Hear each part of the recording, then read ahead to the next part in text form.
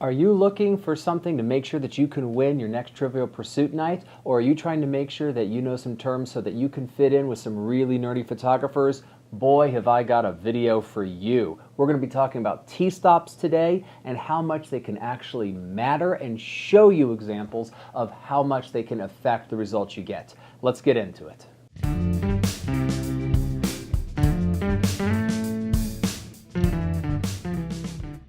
So in my last video, I mentioned T-stops, and I was talking about them in reference to astrophotography.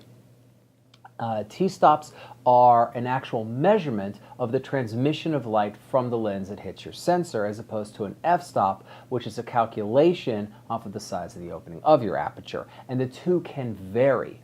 When you take the T-stop and the f-stop, the difference between them is the amount of light that is lost in the lens.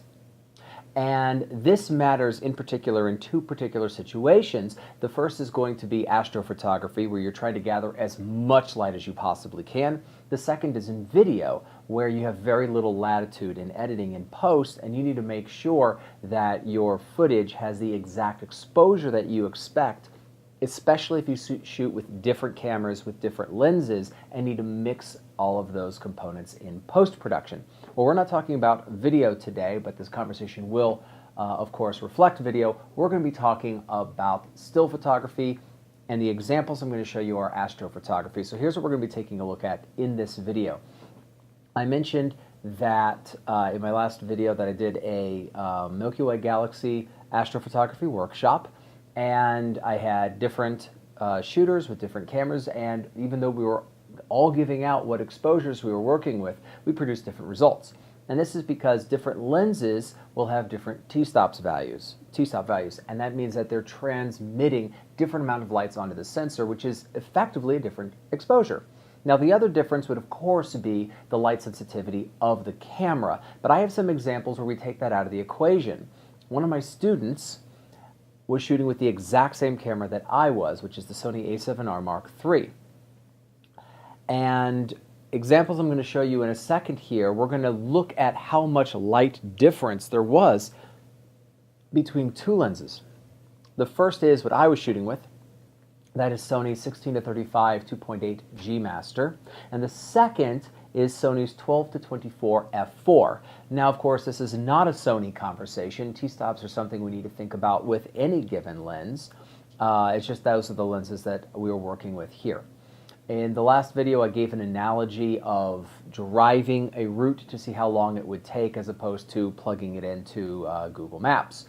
And this is going to be a description of what that actually looks like. So I want you to see it and see how much variance in exposure you get and what that forces the image to really become, and how much you're forced to push the exposure in post, or how much noise you're forced to produce. So let's take a look at it. So now let's take a look at two different images, and they were shot on the same night of the same subject with the same camera. It's the Sony a7R Mark III. The difference is going to be the lens. We're going to take a look at how much T-stop value can really differ. So on the left here is the image I shot, and this was with the Sony 16-35 G Master, and it was shot, let's pull up data here, ISO 5000 at a shutter speed of 10 seconds at an aperture of f2.8. And this lens, DxOMark, has done a T-stop rating on it, and it's T2.9, which is nearly no loss inside of the lens. It's really one of the best T-stop values really ever recorded in a ranged lens, especially of a wide variety like this. The next lens over here, shot with an a7R Mark III, same camera, but shot with the Sony 12-24 f4. That image shot at ISO 6400, 10 seconds at f4.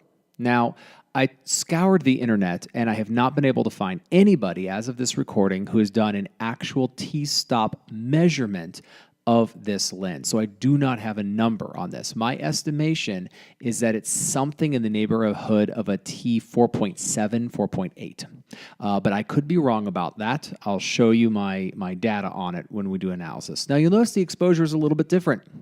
Of course, the aperture is different here.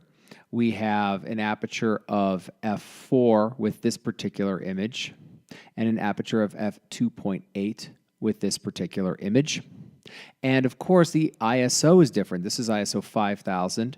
This is ISO 6400, which means that really it's 2/3 of a stop difference between these two images in terms of brightness. So if I was to take just this image off of the f4, find its exposure, oops, let's pull it up here, and bring the exposure up by 1 stop there, I now have essentially created what this would look like if it shot at f2.8. But remember, it's 1/3 of a stop difference because it's 6400. So realistically, this needs to be 0.66. And so now we can say, effectively, these two are the same f-stop values coming through. By the way, I want you to ignore the foreground here. This was being light painted. Let's just pay attention to the sky up here. And I would say it's a pretty significant amount of difference that we're actually seeing in the light in the sky. Amount of stars that we're bringing out, amount of the Milky Way galaxy that we're bringing out is truly different between these two, and that is all due to T-stop variance.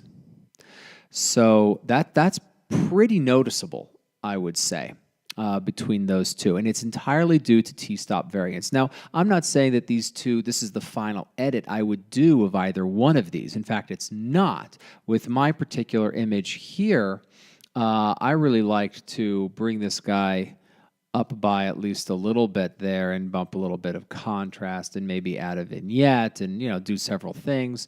Maybe bring that exposure up even more. But the point of this video is not how I would edit this image. The point is what really is the difference in the amount of variance. If I have to take this guy and hit the same exposure, I really have to pull it significantly brighter.